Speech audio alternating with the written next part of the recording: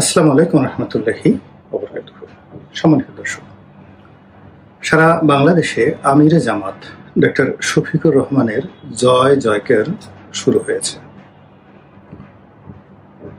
গত যে 19শে জুলাই ঢাকাতে জামাত যে মহাসমাবেশ আয়োজন করল, এই আয়োজনে উপস্থিত যারা ছিলেন জামাতের নেতাকর্মী, তাদের যে সংখ্যা, এটি স্বাধীন বাংলাদেশে দ্বিতীয়বার ঘটেনি। স্বাধীনতার আগে 7ই মার্চে এরকম ঘটনা ঘটেছিল বঙ্গবন্ধুর সেই 7ই মার্চের সমাবেশকে কেন্দ্র করে। এক, 2 নম্বর হলো যে এরকম একটা সমাবেশ যেটাকে আপনি ম্যাটিকুলাস বলবেন নাকি ওয়েল অর্গানাইজড বলবেন, এটিকে একটি উৎসব বলবেন, এটিকে একটি মিলন মেলা বলবেন নাকি সম্মেলন বলবেন। এর কারণ হলো যারা এসেছেন তারা যেভাবে এসেছেন এভাবে কোনো রাজনৈতিক সমাবেশে ইতিপূর্বে কখনো কেউ আসেনি।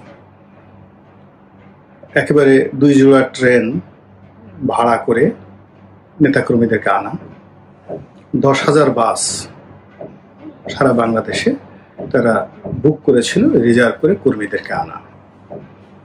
এরপরে এই কর্মীরা যার যার মতো করে নিজেদের খাবার, সকালের খাবার, দুপুরের খাবার, রাতের খাবার নিজেরা খাবেন এবং নিজেরা আয়োজন করবেন। এর জন্য কোনো সেন্ট্রাল অ্যারেঞ্জমেন্ট তারা রাখেনি। ফলে অন্যান্য সমাবেশকে কেন্দ্র করে খাওয়া দাওয়া, তারপরে শেষে সেগুলোর মারামারি, কাড়াকাড়ি, এগুলো নিয়ে যে বিশ্রী ঘটনাগুলো ঘটে, এখানে সেটা ছিল না। অনুষ্ঠানের স্থলে হাম ছিল, নাচ ছিল, অর্থাৎ ইসলামিক গান ছিল, তেলাওয়াতে কোরআন ছিল, তারপরে আজান হয়েছে, জোহরের আজান হয়েছে, আসরের আজান হয়েছে, জামাতে নামাজ হয়েছে, বিরতি হয়েছে। এরপরে আগত মেহমানদেরকে অভ্যর্থনা জানানোর জন্য পানি ছিল, চিকিৎসা দেওয়ার জন্য সেখানে বিভিন্ন মেডিকেল টিম ছিল, অজু করার জন্য বিশাল অজুর আয়োজন ছিল, তারপরে জলবিয়োগ অর্থাৎ প্রাকৃতিক কর্ম করার জন্য, প্রস্রাব করার জন্য সেখানে চমৎকার আয়োজন ছিল। দিনের পর দিন, মাসের পর মাস চেষ্টা করেও যে ধরনের অনুষ্ঠান তাবলিগের মুরব্বীরা করতে পারে না, তার চাইতেও অত্যন্ত সুশৃঙ্খল ভাবে এই যে একটা সমাবেশ তারা করলো সরোয়ার্দী উদ্যানের মতো প্রান্তর জুড়ে। এবং সেখানে তাদের উপস্থিতি, বসার ধরন, মেহমানদেরকে নেওয়া, তারপরে শেষে সেখানে বিভিন্ন যে প্রবেশদ্বার, ঢোকার জায়গা, বের হওয়ার জায়গা, ভিভিআইপি মেহমান, কাকে মঞ্চে উঠাতে হবে, কাকে উঠাতে হবে না, কাকে কিভাবে অভ্যর্থনা করতে হবে, পুরো জিনিসগুলো ছিল একেবারে মোর দ্যান সামরিক। মানে সেনাবাহিনী যদি, বাংলাদেশ সেনাবাহিনী যদি কোনো অনুষ্ঠান আয়োজন করে তার চাইতেও নিয়মতান্ত্রিক, দৃষ্টিনন্দন যাকে বলা হয় মঞ্চ ছিল, সুসংহত। এবং সিকিউরিটির জন্য তারা কোনো বাহিনীর সহযোগিতা দেয়নি। পুরো সিকিউরিটি ম্যানেজমেন্টে তারা নিজেদের যে স্বেচ্ছাসেবক বাহিনী আছে তাদের মাধ্যমে সেখানকার নিরাপত্তা শৃঙ্খলা তারা বিধান করেছে। মঞ্চে বসা, বক্তব্য দেওয়া, অনুষ্ঠান উপস্থাপনা করা, এরপরে মেহমান সিলেকশন, যারা বক্তব্য দিবেন এবং যারা বক্তব্য দিবেন তাদের জন্য নির্ধারিত সময় একটি জায়গায় তো একটা ডট পড়েনি, একটা কমা পড়েনি। অত্যন্ত সুশৃঙ্খলভাবে একটা অনুষ্ঠান করেছেন এবং এই পুরো অনুষ্ঠানের জন্য সবাই আমিরে জামাতকে যখন ধন্যবাদ দেওয়ার জন্য হৃদয় মন একেবারে রীতিমতো বিগলিত করে ফেলেছেন যে এইরকম একটা জিনিস।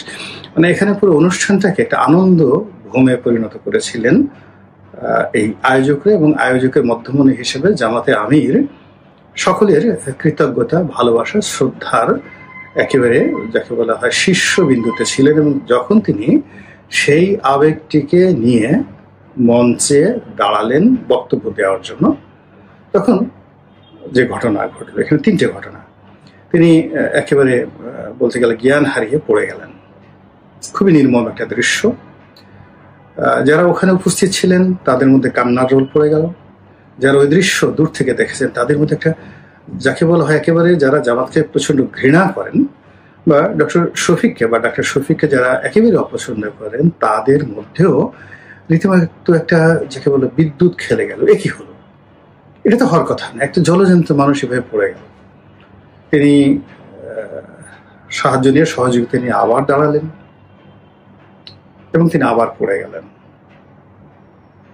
আবার তিনি করলেন কি, অসহায়ের মতো সেই বসে পড়লেন, সামনে পা ছড়িয়ে দিয়ে, এবং বক্তৃতার যে মাইকদের সেটা তিনি ছাড়লেন না, বিরতি নিয়েছেন। নেতাকর্মীদের কান্নাকাটি, আবেগ, কি হলো সব কিছু সামাল দিয়ে তিনি পুরো অনুষ্ঠান শেষ করেছেন।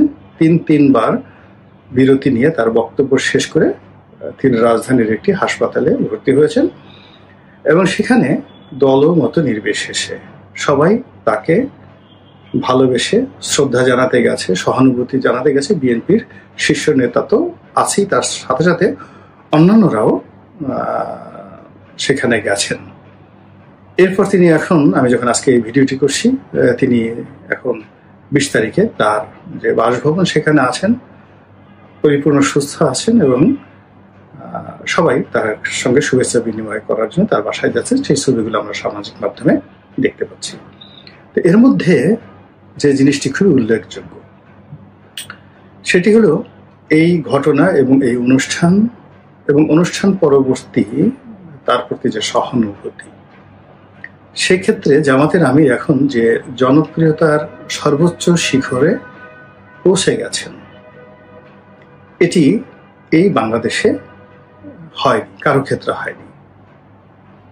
2 নম্বর হলো যে তাকে দেখে মানুষের যে সহানুভূতির ভাব এসেছে, মানুষের যে মৌন সমর্থন এবং শ্রদ্ধা, প্রেম, ভালোবাসার যে আবেগ এবং অনুভূতি তার এই দুর্ঘটনার পরে তার প্রতি আপতিত হয়েছে, এটি তাকে এক অনন্য উচ্চতায় নিয়ে গেছে। যে উচ্চতায় এই মুহূর্তে তো দূরের কথা, আমি বাংলাদেশের জীবিত অবস্থায় কোনো নেতাকে এইভাবে দেখিনি যে মানুষের ক্ষমতায় থেকে মানুষের সহানুভূতি, ভালোবাসা পেয়েছে।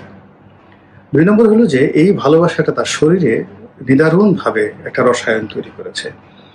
এরকম একটা অসুস্থতার পরে সাধারণত মানুষ ভেঙে পড়ে, 4-5 দিন হাসপাতালে থাকে এবং তাকে খুবই বিষণ্ণ মনে হয়। কিন্তু এই ভদ্রলোকের দিকে তাকালে মনে হচ্ছে যে তিনি আগের চেয়ে আরো বেশি শক্তিশালী হয়েছেন। তার চেহারাতে নূরের ঝলক দেখা যাচ্ছে, নূরের জিল্লতি দেখা যাচ্ছে, এবং তিনি কথাবার্তা, আচার আচরণে যে বিশ্বাস, আস্থা তিনি প্রকাশ করছেন।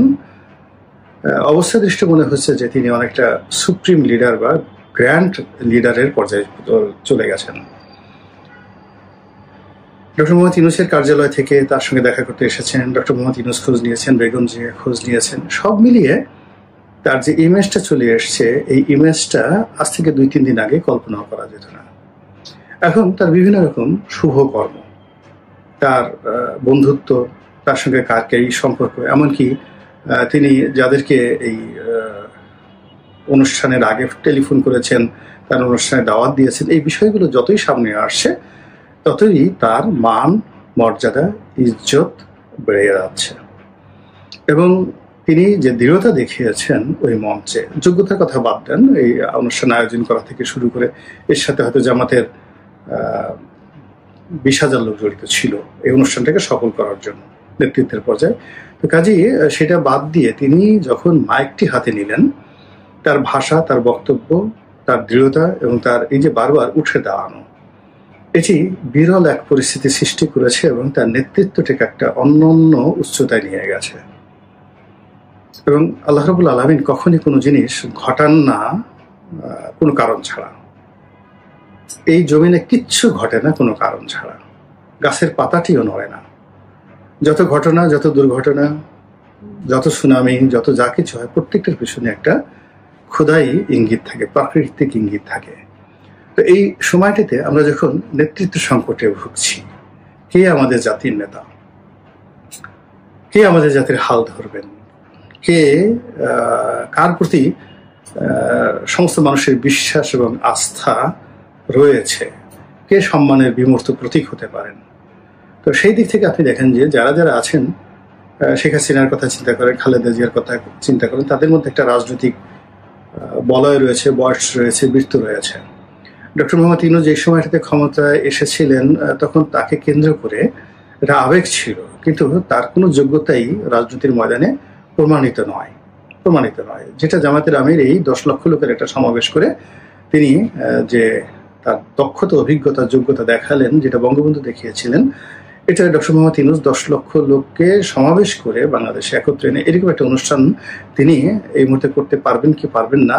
তার চেয়ে বড় কথাটা হলো যে 11 মাসে এখন তাকে নিয়ে যে সকল ট্রল হচ্ছে, গালাগালি হচ্ছে, বদনাম হচ্ছে, এখন আর তার মুখটি প্রিয় মুখ নয়। তাকে দেখলে মানুষ আর এখন আগের মতো দোয়া করে না, তাকে সমর্থন জানাতে চায় না। অন্যদিকে অন্যান্য যারা রাজনৈতিক নেতৃবৃন্দ রয়েছেন, আমি নাম বললাম না, ইতিমধ্যে তারা অনেকেই গালিগালাজ, মন্দ শব্দ থেকে শুরু করে নানা রকম দুর্নাম বদনামের শিকার হয়ে পড়েছেন এবং তারা জাতিকে ইউনাইটেড করার পরিবর্তে বিভক্ত করে ফেলেছেন।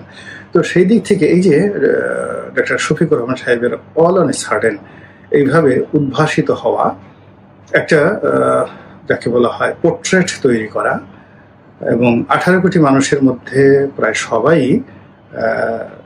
তার এই যে অসুস্থতার কারণে মোরাললেস আঘাতপ্রাপ্ত হয়েছেন, দোয়া করেছেন এবং তার মঙ্গল কামনা করেছেন। তো কাজেই আগামী রাজনীতিতে তিনি যদি ভালো কিছু করেন, আল্লাহ যদি তার তকদিরে ভালো কিছু রাখে এবং দেশে যদি ধরেন প্রেসিডেন্সিয়াল পদ্ধতিতে অলনে চলে যায়, প্রেসিডেন্সিয়াল ফর্ম অফ গভর্নমেন্ট চলে যায়, এবং সেক্ষেত্রে যদি নায়েবে যে আমিরে জামাত তিনি প্রেসিডেন্ট পদে দাঁড়ান বাংলাদেশে এই মুহূর্তে, আচ্ছা বলেন তো, জামাতের আমির প্রেসিডেন্ট পদে দাঁড়িয়েছেন, ডক্টর ইউনূস দাঁড়িয়েছেন এবং জনাব তারেক রহমান সাহেব দাঁড়িয়েছেন বা বেগম জিয়া দাঁড়িয়েছেন, অন্যদিকে শেখ হাসিনা দাঁড়িয়েছেন বা জয় দাঁড়িয়েছেন, পুতুল দাঁড়িয়েছেন,